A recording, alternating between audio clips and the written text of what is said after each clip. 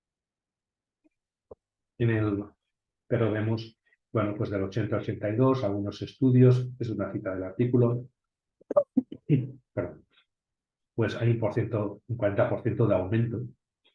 En otros hay un 86% de aumento del riesgo relativo. En otros un 50% de aumento en los años siguientes al inicio de la menstruación, es decir, mujeres jóvenes. En este un 42% del riesgo. Es decir, que hay una tendencia en estos estudios durante estos años, con un tipo de dosis distintas, otras formulaciones, donde esto se vio claramente, pero también no se hacía hincapié en su formulación.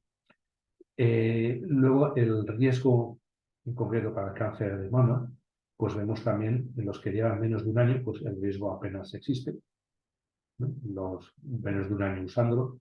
En cuanto llevas 1 a 5 años, pues ya va aumentando, pero cuando son de 5 a 10, pues esto aumenta. Incluso cuando ya hace 5 años que ha dejado de usarlo. Es decir, cuando hace menos de un año que ha dejado de usarlo, lo ha usado por 10 años, entre 5 y 10, hay un 33% más de riesgo de cáncer de mama. Pero esto no desaparece, aunque haya dejado de usarlo ya hace 10 años. ¿Vale? Es decir, que los riesgos están ahí y que de alguna manera son lógicos porque han causado una reconfiguración fisiológica del sistema del equilibrio hormonal de la mujer. La duración de uso de anticonceptivos aumenta el riesgo de cáncer y lo mismo, no todos son iguales. En esta tabla, sacada de este artículo, pues yo hice el gráfico y vemos, pues bueno, que desde base 0 o con cierta prevención aquí, todos van aumentando. En duración de uso, menos de un año, pues vale. Algunos no, otros no. Pero si ya va aumentando el uso a los 10 años, pues ya vemos que todas las curvas van hacia arriba. No hay ninguna que diga, no, fíjate, voy hacia abajo. Todas van hacia arriba. ¿Qué indica? Un aumento del riesgo, en algunos casos del doble, del uso de padecer cáncer de mama. Lo mismo ocurre con cáncer de cuello cervical. Pues duración de uso y tiempo desde que se dejó de usar, ¿no? Pues vamos al primer caso, menos de un año de uso y al cabo de 5 años, pues bueno, el riesgo es poquito, un 7%, muy poco. Aquí se hace 10 años, pues ya menos, y aquí pues se mantiene un pelín, ¿no? Pero entre 1 y 5 el riesgo ya aumenta y más de 5 años de uso de anticonceptivos, pues vemos que es mucho mayor y que además no desaparece. O sea, se ha quedado el riesgo de tener ese cáncer, ¿no? Similar con el endometrio, aunque esto está más discutido. Estos son datos de estudios preclínicos hechos en animal y lo que vemos es la incidencia de algunos metabolitos, ¿no? Pues el control 0, 0, 0, y cuando tenemos distintos productos, incluidos los metabolitos, pues bueno, vemos que aumenta. 3, 14, 19, un porcentaje lo tenemos aquí, y esto aumenta con los meses de uso. ¿Vale? Es decir, que esto es un estudio clínico. Luego en la clínica, pues bueno, hay mucho debate porque dicen, claro, es que estos productos pues previenen que aparezca el cáncer de endometrio. Entonces ven los estudios, ¿no? Los que usan ahora, pues que el riesgo es menor, ¿no? Pues vale, los que nunca han usado, pues tiene uno, pero estos son menores, 0,8, 0,7. Claro, luego hay que ver también cómo están diseñados los estudios, ¿no? Porque hay veces que en la población dices, no, yo he cogido estos, pero los que nunca han usado de este tipo, pero han usado de otro. ¿Sí? Es decir, que hay que leer la letra pequeña de la metodología y la selección de la población en algunos estudios. De todas maneras, permanece una cosa en estudios contradictorios unos frente a otros. Lo que sí que nos tiene que dar claro como sanitarios, como profesionales de la salud, farmacéuticos, de enfermería, quien sea, es decir, que no podemos estar aconsejando tome esto para prevenir un cáncer de endometrio cuando eso mismo tiene unos riesgos de tener un cáncer de pecho, un suicidio, unos cambios hormonales del equilibrio, toda una serie de parámetros. Y dices, no. O sea, voy a prevenir un cáncer, pero voy a provocar otro, ¿no? Y que esto también tenemos que verlo. Esas cuestiones controvertidas, pues el uso de anticonceptivos hormonales permanece uno de los temas más controvertidos y emocionales en la sociedad en muchos niveles. O sea, cuando sale una discusión sobre esto en lugar de trabajo o donde sea, no, pues esos son los que están en contra por motivos religiosos, por motivos X, y quieren imponernos esto, lo otro no, esto a veces sale en clase con los alumnos, ¿no? Y pues, no, pero esos son estudios que han sido sesgados, tal. No, esto no es una cuestión emocional, es una cuestión de datos. La ciencia son datos. Y esto es lo que hay. Uno lo toma o lo deja y ya está, ¿no? Entonces, hay muchas cuestiones a nivel científico, se acusa de sesgo de información, vemos el coste económico sanitario, el medio ambiente, la antropología de la sexualidad, un tema interesantísimo, pero que aquí pues, excede el objetivo, en la medicina familiar, ámbito de la fertilidad y procreación, es decir, tomas un medicamento o un producto químico para mejorar tu salud sexual y resulta que lo que hace es esterilizarte, ¿no? Pues, bueno, pues ya se ve que no ha mejorado. Es decir, como si un atleta fuera a competir para levantar pesas y cuanto más entrena, menos fuerza muscular tiene, ¿no? Entonces, bueno, pues entonces no me ha servido de nada. En el ética en la investigación se indica todos los efectos adversos. Bien, uno de los aspectos más controvertidos es la metodología científica. Entonces, esto se describe en detalle para cada artículo, prácticamente en el artículo que publicamos. Hay una gran variedad de estudios que presentan errores en su diseño metodológico, pero errores serios. Pues se reformulan los criterios científicos y clínicos. El sesgo en la población, los estudios, las conclusiones, la interpretación esforzada, el sesgo clínico, que llamo la protección del cáncer. Esto nos puede preguntar, pues, ¿hay intereses no clínicos o científicos en el uso y la promoción de estos anticonceptivos? Pues una pregunta que también podemos formularnos. Bueno, ¿por qué se fomenta esto si científicamente pues, tiene un valor cuestionable? Bien, la cuestión del lenguaje. Esto lo pongo aquí porque es muy importante lo que está pasando. Debemos ser conscientes de lo que se está intentando. Todos, bueno, todos no, pero muchos sabemos lo que es el valor P. El valor P pues, es un valor que nos indica una probabilidad de que si yo actúo en un proceso, pues que mi actuación tenga un impacto en el resultado final de ese proceso. Es decir, hay una probabilidad de que dos sucesos estén relacionados. Lo que yo he hecho en ese proceso y el resultado que yo he obtenido. Si yo no hago nada, obtengo A. Si yo hago algo, obtengo B. Entonces, pues tengo una probabilidad con mayor o menor certeza de decir, si yo hago algo, resulta que en vez de obtener A, tengo B. Por tanto, hay una cierta causalidad. Entonces, si yo hago A, obtengo B. O sea, B siempre ocurre cuando se da A y A es la causa de B. Puede ser también que C ocurre cuando se da B, pero B no es la causa de C. ¿Vale? También puede ocurrir. Entonces, en ciencia, pues se trabaja de esta manera. Tenemos los datos de laboratorio, se recurren esos datos, se hace un modelado estadístico y se saca un valor P, que es el que nos va a decir la fortaleza que tiene estas flechas de aquí. Cuando el valor P es más pequeño, pues más fuerte es. Entonces se habla de probabilidades. Se establece un valor P para indicar diferencias estadísticas. Y entonces sería, pues esto tiene diferencias estadísticas significativas o no. Entonces la significación de un valor diferencial entre dos grupos. En el grupo control yo no he hecho nada, yo tengo cáncer o hay un 10% de mujeres que tienen cáncer. En el grupo control, en el grupo de estudio, yo he intervenido con este fármaco y resulta que solamente un 1% de mujeres tienen cáncer. Entonces yo demuestro de esta manera que este producto que yo tengo pues es un anticancerígeno y es un producto que vale la pena desarrollar porque va a ser una curación terapéutica para el cáncer.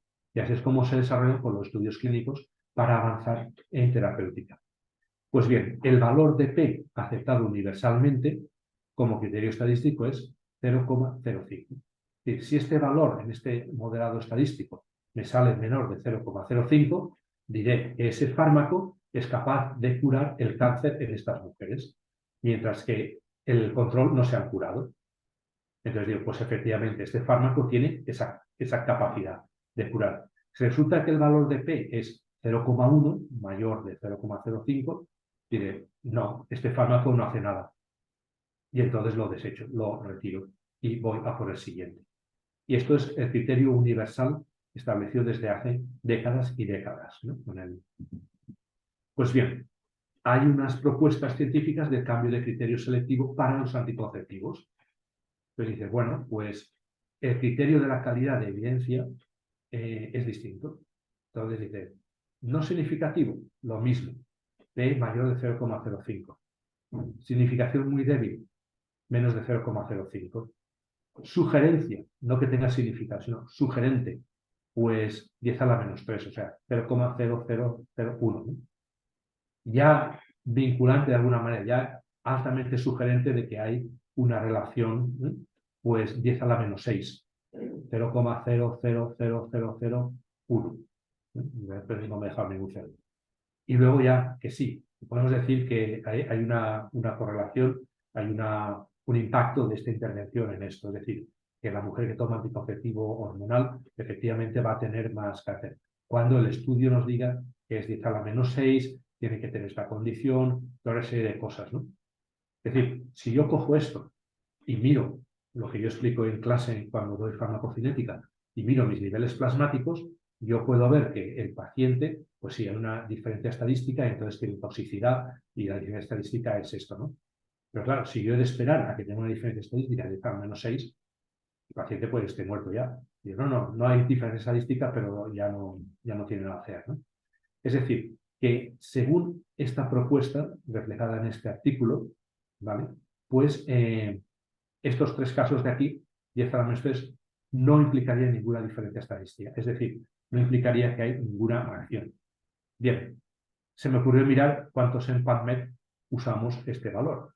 Pues no, en este momento hay 865.490 resultados en PubMed que basan su criterio científico en esto.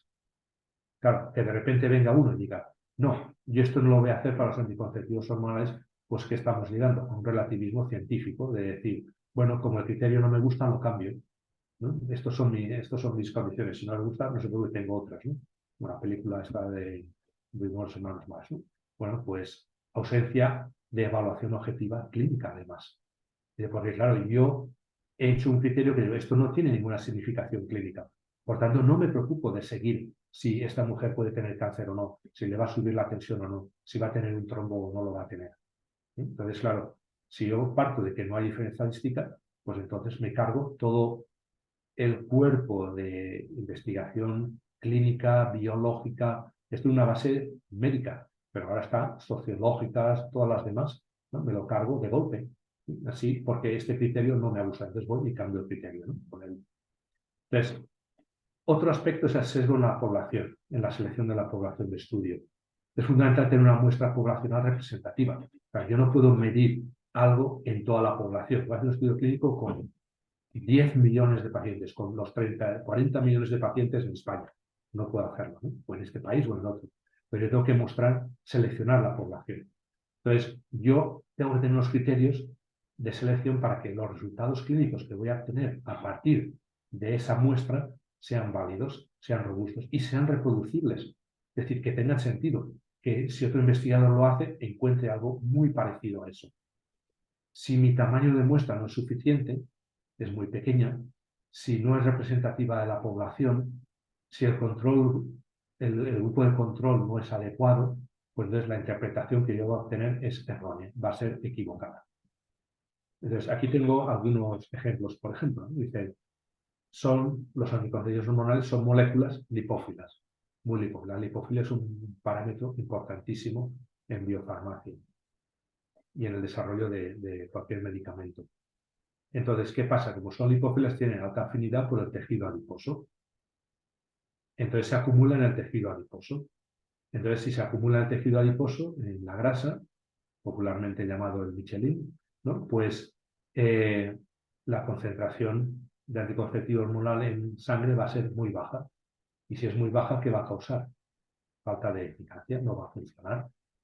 Entonces, pues claro, en este artículo prueba, efectivamente, la concentración plasmática es 30% más baja en estas mujeres que tienen obesidad. Este es un artículo de un grupo de investigación farmacocinética, publicado también hace poquitos años, 17.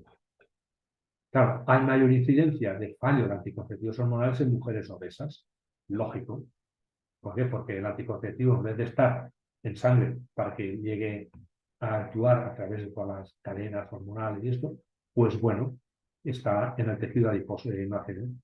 Y luego, pues claro, puede tener un menor riesgo de cáncer de endometrio. Si hay menos, pues habrá menos riesgo también, ¿eh? Esto se plantea en este artículo, ¿eh? Pero luego hay otro artículo también muy interesante que puesta este exceso de población, que dice, bueno, pues entonces los estudios los tenemos que hacer con mujeres que tengan un índice de masa corporal de 22. Es decir, yo excluyo aquellas que me van a dar fallo terapéutico. Por tanto, yo digo, bueno, mis anticonceptivos funcionan perfectos y no tienen ningún riesgo de nada, ¿no? ¿Qué pasa?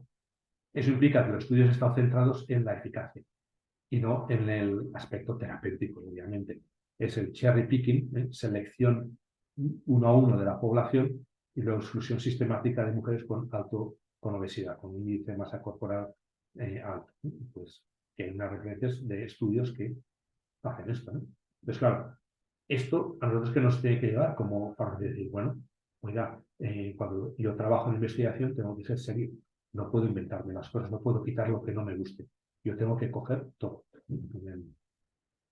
Otro aspecto clave, y aquí yo creo que tenemos una gran responsabilidad, es la información. Pero la información es esencial para una decisión informada. O sea, siempre. Una persona que no conoce sobre lo que tiene que decidir, pues no puede decidir propiamente, no es libre para decidir, no podrá ejercitar una elección responsable, ¿no? Pues la omisión de información en salud puede tener consecuencias dramáticas, especialmente por la asimetría entre el paciente y el médico o el farmacéutico. Nosotros somos expertos y el paciente no. Entonces, hay una asimetría en la información, en cómo valorar esa información. Entonces, pues bueno, nosotros encontramos evidencias omitidas, y aquí cito el artículo porque todo eso está referenciado en el artículo. Aspectos importantes sobre el uso de la medicación. Un fuerte, casi absoluto énfasis en la eficacia. No hay efecto adverso, no hay fallo, es medicina perfecta. ¿Sí? Minimizar los efectos adversos o presentarlos como algo improbable, remoto. No se menciona muchas veces, esto también lo mencionaba otro estudio cualitativo, pues la irreversibilidad y la reconfiguración fisiológica que tiene lugar en la mujer. Se omiten los riesgos adicionales o que puede tener mayor intensidad, algún riesgo por otras patologías que ya tenga la mujer, por la diabetes o el poliquístico. Una mujer si tiene depresión y encima va a tomar anticonceptivos, pues se le va a disparar, ¿no? Con él. Entonces la pregunta que nosotros nos hacemos muchas veces es, si aceptamos que los fármacos presentan efectos adversos, y esto lo sabemos todos sabemos que tienen efectos adversos, más graves o menos, ¿por qué debemos pensar que los anticonceptivos hormonales no los presentan? Claro, o sea, todos los fármacos tienen efectos adversos, pero estos no. ¿A qué lleva eso? Una desconfianza absoluta en el sistema sanitario y en los responsables del sistema sanitario, es decir, en médicos, enfermeras, farmacéuticos, otros profesionales que puedan dar consejo, ¿no? Una pérdida de confianza absoluta, porque una persona puede pensar, me está diciendo que tiene estos efectos adversos, pero esto me dice que no tiene ninguno. No es creíble. Y nosotros, desde nuestro punto de vista más técnico, también nos damos cuenta de eso, no es real esto, ¿no? Esa omisión de información, y esto lo pongo aquí de un artículo también, lo he copiado, lo tengo en inglés, y que era muy claro, de atribuir una disfunción sexual al uso de anticonceptivos tiene que ser evitado a todo coste. Los anticonceptivos pueden también causar un desorden sexológico. Esto lo pone en el artículo. El artículo mismo dice, no podemos referir que esto se tenga que informar. O sea, esto no se dice. Entonces, esto es un artículo donde implica un menosprecio absoluto a la autonomía de la mujer. Dice, yo no te digo lo que te va a pasar. Bueno, pero usted infórmeme. Y si yo luego quiero hacerlo, no. Si usted se tira del 8º piso, lo que le va a pasar es que va a experimentar la ley de la gravedad. Y una experimentación rotunda. Bueno, pues yo se lo explico, no se tire, es verdad, no me tiro, ¿no? Entonces, no podemos ocultar esta información. ¿Sí? En este caso, ¿qué hace que las mujeres sean vulnerables? Pero es que se hacen vulnerables, porque si no se informa de esto, la mujer siempre va a estar en una posición de vulnerabilidad y es incapaz de salir porque no es conocedora de estos principios. Una mujer farmacéutica pues lo sabe, obviamente, ¿no? Pero la población general, ni es médico ni es farmacéutico, son otras profesiones Bien, ya sección de ir concluyendo las grandes preguntas, ¿no? Dices, ¿realmente los anticonceptivos hormonales mejoran la salud de la mujer? Claro, pues uno se lo plantea, ¿no? Porque el producto se vende por esto, ¿no? No, esto mejorará tu salud. No tendrás hijos, con lo cual podrás hacer todo lo que tú quieras, ¿no? Pero claro, tiene efectos adversos graves, pérdida de la satisfacción sexual, pérdida de la fertilidad, reconfiguración fisiológica, puesto 4 aquí, ¿no? Pues bueno, esto hay que pensárselo, ¿no? Es la respuesta a esta pregunta. ¿Dicen toda la verdad todos los científicos? Muchos de nosotros en esta sesión somos científicos. Realmente vamos con la verdad por delante, informando. Pues bueno, vemos que hay omisión de la información esencial. Información esencial. No tenemos por qué decir, no, para la compresión de esto se usa una puerta de tanto y tal. Otra cuestión técnica que ya los tecnólogos lo estudiaron, pero la información esencial sí que tenemos que referirla. Nos lleva a una baja calidad científica, esa desconfianza, desfigurar la realidad, porque dicen, no, esta es la realidad, pero nosotros sabemos que es otra, y forzamos esa desfiguración, ¿no? Y luego los cambios arbitrarios de criterio. O sea, un cambio arbitrario de criterio no es aceptable, tenemos que justificarlo, ¿eh? Tiene que ser racional. La otra cuestión, por tanto, es, ¿vale la pena usar anticonceptivos hormonales? Y claro, yo puedo recomendarlos o no. Y yo con todo esto le digo, mira, si usted use, va a tener todos estos problemas. La disminución de la calidad de la atención sanitaria, pérdida de autonomía personal, uso utilitario de la sexualidad, posible discriminación sexual, falta de información relevante para decidir. Estas son conclusiones que van saliendo de los artículos que nosotros revisamos en ese trabajo de investigación, que no sé si llevan de 240 o 250 citas, o sea, hay muchas referencias ahí. ¿Quién está interesado en el uso de anticonceptivos hormonales? ¿Por qué? ¿Cuál es el motivo? ¿Por qué hay un interés en que se use unos medicamentos que no contribuyen a la salud de la mujer? Entonces, estamos ahí, pues, un cambio de un paradigma, ¿no? Los anticonceptivos hormonales no responden a una necesidad médica, sino más bien son una herramienta para separar fertilidad y procreación humana en la conducta sexual humana, creando un nuevo estilo de vida. Entonces, si nosotros cogemos como la clave ese nuevo estilo de vida, entonces entendemos que se pueda mentir, se puede omitir todo lo que sea, ¿no? Porque eso explica toda esa conducta. Existe más que suficiente evidencia científica, ahí hay un montón, que muestra la necesidad de formas alternativas de regulación de la fertilidad y procreación. Las parejas pueden decir tener un hijo o no tenerlo, y se puede hacer por muchas maneras, pero hay unas mejores que otras y unas muy dañinas. Pues claro, hay evidencias de cosa alternativa. Tenemos que tener nuestra honestidad científica, profesional e integridad personal en nuestro trabajo para realmente darnos cuenta de esto, ¿no? Y que tenemos que decir, ojo, esto no va bien, este otro camino es mucho mejor. Tendrás que hacer un entrenamiento, como ya contaron, ¿no? Ya explicaron en la sesión anterior. Pero ese entrenamiento vale la pena, porque es que la satisfacción posterior es muchísimo más grande que si te metes todas estas pastillas químicas que van a destruir tu fisiología. Tenemos que dar esa información completa y personalizada, ¿sí? La personalización en la farmacia es algo clave.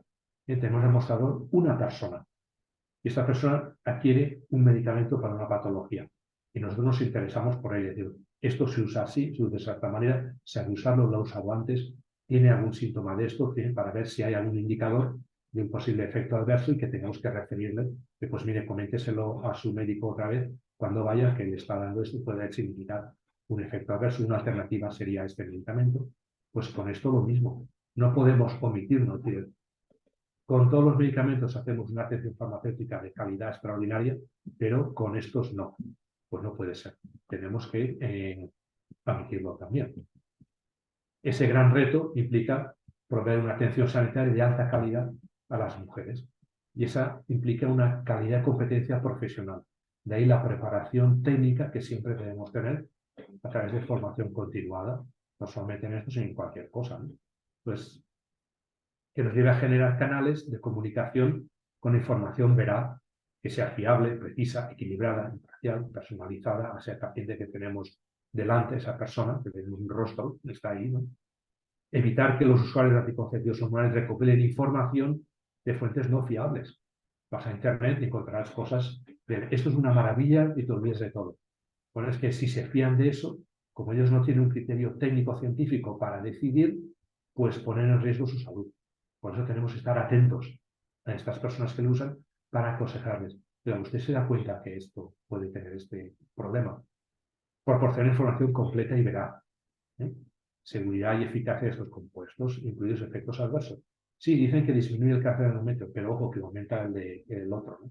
O le puede dar suicidio, o la depresión, ¿no? Con advertir posibles riesgos de patologías específicas.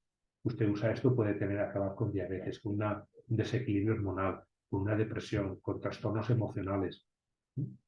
Dar esa información para mejorar el conocimiento y seguir enfoques alternativos a la anticoncepción hormonal. Hay todo un cuerpo muy elaborado ya ahora mismo de otras técnicas, tecnologías para el control de la fertilidad. Los métodos naturales son perfectos, o sea, es que hay que saber usarlos en un entrenamiento, pero la eficacia es altísima, ¿no? Entonces, esa actitud que evita pues, el desprecio por el paciente, asegura la autonomía personal de esas mujeres que son capaces de decidir con conocimiento de causa, sabiendo qué pasa. Se reconoce la dignidad de esos pacientes, en este caso de las mujeres, ¿no? Se satisface además su necesidad de información que sea fiable y veraz. Se facilita además que la mujer se sienta respetada y, por tanto, se sienta con confianza para comentar cualquier dificultad que tenga con el médico, con la enfermera, con nosotros los farmacéuticos. ¿Sí? Se crea una relación, por tanto, muy eficaz con los profesionales sanitarios. Y esa relación profesional es fundamental para la salud de la persona. ¿Hay otros ámbitos de actuación? Pues sí, que nosotros de alguna manera pues, podemos influir con participar o proponer, ¿no? Pues la necesidad de estudios nuevos más allá de la mera descripción de la acción sexual. No, es que pasa esto. ¿Cómo afecta los anticonceptivos hormonales al desarrollo cognitivo de las mujeres jóvenes entre 12 y 20 años? Pues claro, la plasticidad del cerebro se ve afectada. Y hay ya un buen número de artículos en PubMed indicando sobre esto. Esto, de hecho, es una de nuestras líneas de trabajo en el grupo de investigación. Hay que identificar las dimensiones de la sexualidad humana más allá del fenómeno fisiológico. Hay una diferencia entre personas y animales. Entonces, nosotros tenemos que ir a la dimensión humana, no solamente a la dimensión fisiológica. Quedarnos ahí sería quedarse en una genitalidad, en un aspecto que no es propio de un ser humano. Entender el significado de la sexualidad humana desde una perspectiva antropológica, es decir, no solamente la fisiología, sino este acto, ¿qué significa? Y el uso de anticonceptivos, ¿qué significa desde el punto de vista antropológico? Algo interesantísimo, porque ahora, como podéis entender, va mucho más allá de esta sesión, ¿no? Prevenir pues, la deconstrucción y fragmentación de la protección humana mediante sustancias químicas. O sea, esa separación, ¿no? Entre la procreación y la sexualidad pues lleva a una deconstrucción de la persona, ¿no? A una persona que tiene una dualidad sexual y otra personal, ¿no? Conocerse, ambos, para lograr una experiencia sexual satisfactoria en la pareja. Ese conocimiento es fundamental. Centrarse en la persona, algo que también podemos ayudar a las personas para evitar que la sexualidad se reduzca a un acto físico o una unión genital. Sino la sexualidad es muchísimo más amplia. Los anticonceptivos evitan todo eso. Sí, me interesas tú, excepto tu fertilidad, ¿no? Yo sí, todo lo tuyo, pero tu paternidad no. Todo lo tuyo, pero tu feminidad, tu maternidad no me interesa. Entonces ya estamos rompiendo a la persona. Por eso hay que integrar la expresión relacional de la procreación. Esa unión sexual no es simplemente una cuestión genital, una cuestión de nombres, de personas, de desarrollo de métodos naturales ecológicos alternativos para la regulación de la fertilidad, se ha comentado mucho, y respaldar pues la feminidad de las mujeres. Es decir, esa feminidad implica una maternidad. Entonces, pues bueno, respaldar eso, respaldar que la mujer sea capaz de decidir libremente sobre este aspecto de su feminidad. Entonces, yo pienso en nuestro grupo de investigación, pues pensamos en nuestro grupo porque, como podéis entender, esto es trabajo de un equipo amplio que tenemos, ¿no? pues que esta perspectiva pueda avanzar tanto a la salud de la mujer como su autonomía. Es decir, yo quiero que la mujer, que el paciente en general, no solo ya la mujer, sea autónomo, sea capaz de decidir en su tratamiento cómo mejorarlo, cómo curarse de una manera más seguida. Y en este que no es un tratamiento, sino que es algo contrario a un tratamiento médico, pues entonces cómo aumentar su salud y cómo aumentar su autonomía. Pues simplemente daros las gracias por vuestra atención. Quizás ha sido un poquito más larga de lo pensado, no sé si, bueno, más o menos a tiempo. Aquí tenéis mi contacto, mi correo electrónico en la universidad, por si quisierais contactar o alguna duda o sugerencias o feedback, pues bueno, yo estaría dispuesto. Y ahora voy a ver si quito dejar de compartir la pantalla y volvemos ya aquí a preguntas, cuestiones, lo Sí, que vosotros queráis comentar. muchísimas gracias, Ignacio, que ha sido una charla de lo más completa. Y sí, tenemos ya varias preguntas aquí en el chat, que si quieres podemos ir comentando. Pues puedo intentar hacer lo mejor para responderlas. A ver, Pues, sí. pues mira, Pablo Pascual nos dice, ¿es cierto que por un año de uso de anticonceptivos hormonales envejece el cérvix 3 años y a la inversa con el embarazo?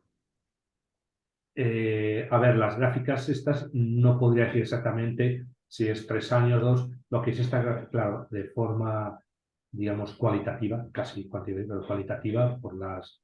Bueno, es que he dejado de poner la pantalla, pero si no podemos volver a la gráfica, si no se puede ver cuando se grabe, ¿no?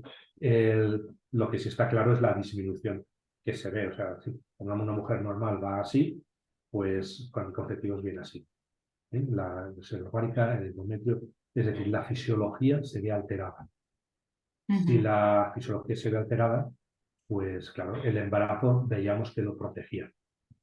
El equivalente a 3 años, pues bueno, eso habría que medirlo ya en el estudio en concreto, ¿no? Pero está claro que se ve alterado y que causa una, digamos, atrofia de alguna manera del órgano, ¿no? Si el músculo de levantar peso no lo entrenas, pues el competidor, el atleta, no va a tener fuerza. Y entonces, pues bueno, se atrofia. Si una persona está en cama porque no puede andar, entonces pues pasa lo mismo, se atrofia ese músculo. Pues aquí pasa lo mismo. El dato que menciona la persona, pues de 3 años, no lo podría decir, había que mirar específicamente los artículos. ujú. Muchas gracias. Pues luego nos dice también Eduardo, nos pregunta, muchas gracias por la charla. En algunos casos, algunos médicos recetan a sus pacientes anticonceptivos hormonales por motivos supuestamente médicos. Por ejemplo, la píldora para regular el ciclo menstrual, eh, un desajuste hormonal por un disgusto personal, por ejemplo. ¿Qué opina de esta forma de actuar? ¿Qué alternativas recomendaría? A ver, no soy endocrinólogo, ¿vale? Pero si hay un desajuste hormonal, los anticonceptivos hormonales lo que hacen es eliminar ese ciclo, es decir, no va a producir la restauración de ese ciclo. Por tanto, así a priori no parece que vaya a ser la mejor terapia. Es decir, como tienes irregularidades, lo quitamos del todo, ¿no? Sino habría que estudiar, y yo pienso que la alternativa sería más hacia la naprotecnología, un estudio holístico de qué factores influyen por lo que esta paciente tiene estos problemas. Y entonces verlos, ¿no? ¿Cuál es el estrés? ¿Cuál es el nivel de estrés? ¿Cómo afecta ese estrés al ciclo, al equilibrio hormonal? ¿Cómo afecta a lo mejor unos disgustos, unas situaciones profesionales, unas situaciones familiares? ¿O cómo afecta una diabetes? ¿Cómo afecta unas patologías a la estabilidad, regularidad hormonal, ¿no? Entonces, eso yo creo que sería importante verlo, ¿no? Porque decir, bueno, pues uso de la nanotecnología, evaluar, entonces ver. Luego, otro aspecto que en mi grupo hemos mencionado, pero no nos hemos metido todavía, yo todavía porque estamos viendo cuándo lo podemos hacer, es decir, y esto pues invitaría a cualquiera a que cogiera la iniciativa y lo hiciera, ¿no? Es decir, ¿qué medicamentos hay que usan estas moléculas y a qué dosis? Pero no, es que esto es para el acné, a esta dosis. Bueno, vamos a evaluarlo porque a lo mejor ese medicamento para el acné también tiene sus efectos adversos en oncología en esto y en esto, porque a lo mejor las dosis son mayores. Entonces, eso es algo para revisar. Nosotros lo tenemos aquí en el tintero, no hemos podido entrar. Es un trabajo más sistemático de ir, no sé, en la FDA o en la EMA o en la AEMS, viendo a ver qué productos lo tiene y pues tiene esta dosis cada X tiempo, a lo mejor no es lo mismo una semana que por vida, ¿no?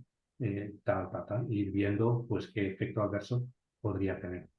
Pero lo hemos hablado en nuestro grupo, pero no hemos tenido la posibilidad todavía de meternos ahí. Es que el campo, con este artículo se han abierto tantísimas puertas que es difícil seleccionar dónde voy a entrar, ¿no? Dónde vamos a seguir. Muchas gracias. Pues otra pregunta que nos hace María. En síntomas de ovario poliquístico, con ciclos muy largos, se dan anticonceptivos para que no haya hiperetrogenismo mantenido y prevenir el cáncer de endometrio. Según sus estudios, en estos casos, el riesgo-beneficio también iría en contra de prescribirlos.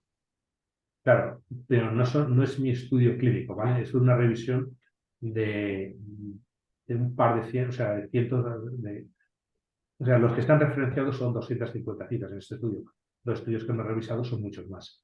Entonces hemos cogido más significativo porque tampoco los journals te limitan también el número, ¿no? Pero claro, yo desde el punto de vista terapéutico lo que no puedo es administrar un fármaco que va a causar un efecto adverso grave o que tiene un riesgo grande de causarlo.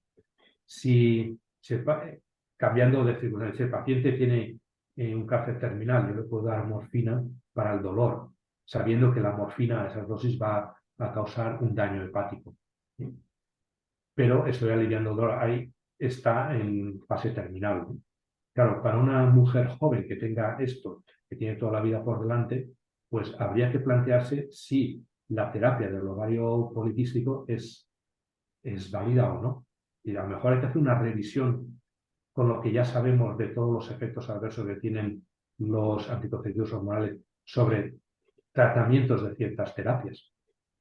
Y esto sí que sería algo que la comunidad científica agradecería. Es decir, bueno, pues hasta ahora hemos estado haciendo esto y nos hemos equivocado, vamos a cambiarlo, vamos a hacer este otro tipo de tratamiento. Hay algunos grupos trabajando en eso y espero que haya trabajo en eso, pero ya digo, la cuestión endocrinológica detallada no lo puedo comentar. Muchas gracias. Pues otra pregunta de Daniela que nos dice, ¿qué estudios recomienda sugerirle al médico después de dejar de tomar la píldora, además del análisis hormonal? Bueno, pues el análisis hormonal y luego también ver la capacidad fisiológica que tenga la mujer para, o sea, la fertilidad, de fertilidad, perdón, que tenga la mujer. Yo creo que eso sería lo que habría que ver. De ecografía, hay distintos procesos o distintas metodologías. En algunas de las citas que nosotros, cuando hablamos de los biomarcadores, se expresan otros biomarcadores, otras opciones. Entonces, eso sí que valdría la pena hacer un estudio exploratorio y, bueno, pues tenemos estos riesgos, tenemos el riesgo de cáncer de mama, pues provocar, causar, o sea, ir más a revisiones, toda una serie de cosas, estar más atentos a lo que son los efectos adversos conocidos, ¿no? Muy bien. Pues otra pregunta que nos hace Marta dice, a la luz de todo lo tratado en esta charla, ¿cómo valoraría la dispensación de los anticonceptivos de tipo gestágeno sin necesidad de receta médica en la farmacia? A ver, lo más importante que tenemos los farmacéuticos es la capacidad de dar un consejo de salud para su tratamiento en el buen uso de los medicamentos, ¿no? Entonces, si unos medicamentos que sabemos, unos fármacos que resulta que tienen unos efectos adversos severos o potencialmente severos, no significa que cada mujer que usa esto vaya a tener todo esto, ¿no? Pero ahí está lo potencial. Entonces, estamos privando a ese paciente o a esa usuaria de un conocimiento que nosotros sí que tenemos, sabemos que le puede beneficiar y en cambio no se lo estamos dando porque estamos permitiendo que obtengan estos medicamentos sin la prescripción o sin la necesidad de adquirirlos en una farmacia con un consejo farmacéutico. Entonces, por un lado me parece Primero, falta de respeto hacia los pacientes. Es como si dijera, no, usted tiene un trasplante de pulmón y tómese el medicamento que quiera. No, tiene que tomarse este y esta pauta y hay que tener cuidado con esto y con lo otro y con aquello. Oye, no, usted tiene lo que pasa con el COVID, ¿no? Usted tiene COVID, tómese el medicamento que le parezca, que seguro que funciona. No, tenemos que dar esto, esto y esto. Allí no se sabía, entonces se hicieron estudios para ver cuál era la mejor terapia y se dieron unas conclusiones. Pues aquí lo mismo, a mí me parece horrible, me parece algo de falta de respeto y de, no sé, de un vacío profesional intelectual, decir, no, las mujeres no necesitan ningún consejo farmacéutico o médico sanitario, pongamos, para que sea todo el elemento sanitario, para el uso de estos medicamentos. Para los demás sí. Es decir, todos los fármacos tienen efectos adversos, pero como estos no tienen, no te preocupes, no pasa nada. No me parece razonable científicamente. O sea, me parece que es un error científico, terapéutico, profesional de quien esté proponiendo eso. Muchas gracias. Pues ya por último, Pablo nos pregunta qué porcentaje de asociaciones hormonales, no puede ser, qué porcentaje se destina al tratamiento de disfunciones, qué porcentaje de acciones hormonales, Bueno, quizás se refiera a qué combinaciones se usan combinaciones. para otros tratamientos. Exacto, sí. Pues te respondo lo mismo, gracias por la pregunta, Gael, pero te respondo lo mismo que comentaba antes. Es algo que queremos estudiar en nuestro grupo, porque se ha abierto esto a partir de los estudios que hemos ido haciendo sistemáticos, la revisión sistemática que hemos ido haciendo, y vemos que hay una cantidad de posibilidades muy grandes, desde las dosis hasta asociaciones, ¿no? Pero dices, ya hemos visto que no todos son iguales. En algunas de estas tablas se veía que el riesgo relativo era distinto. Unos más altos, unos eran 9, otros eran 3. Es decir, que hay variabilidad entre ellos. Por tanto, valdría la pena ver qué asociaciones y qué impacto tienen, ¿no? Tanto por uso terapéutico como uso aquí. También habría que tener las dosis, en cuenta las dosis y la duración de ese tratamiento. No es lo mismo un uso puntual que un uso sostenido durante el tiempo. Ujú. Fenomenal. Pues nada, yo creo que hasta ahí las preguntas. Nos comenta todo el mundo que la exposición ha sido brillante. Muchísimas gracias. Conferencia que hace pensar. Y nada, de nuevo, pues te damos las gracias por el tiempo que nos has dedicado, por compartir tu conocimiento. Y dejamos la charla grabada para que la puedan repasar y la podamos difundir también. Sí. Sí, Y yo creo que vale la pena difundir el artículo este. sí, sí. Está en abierto, para nosotros supone un esfuerzo también publicarlo en abierto, y lo hicimos en abierto precisamente para esto, para que fuera accesible a todo el mundo, que todo el mundo se pudiera beneficiar de lo que nosotros vimos, y no solamente pues, nuestro grupo de estudio o los que participan en los másteres o los posgrados. Y luego también, pues gracias de nuevo por invitarme a compartir estos resultados y en este ciclo que me parece fascinante. Pues muchas Muchas gracias. gracias, nada, muchas gracias a ti. Y nos vemos la semana que viene, el jueves que viene, el día 1 a las 8, ya para tener la última sesión que tendremos a Sonsoles Alonso, que es ginecóloga, especialista en naprotecnología, bueno, además de ser ginecóloga especializada en oncología también. Y bueno, pues nos hablará de la naprotecnología como alternativa a los problemas de fertilidad y al tratamiento de ciertas patologías. Así que nada, nos vemos todos el jueves que viene y muchas gracias de nuevo, Ignacio. Ha sido muy Pues muchas interesante. gracias. Un placer estar con vosotros. Igualmente, adiós, Hasta adiós, luego. adiós.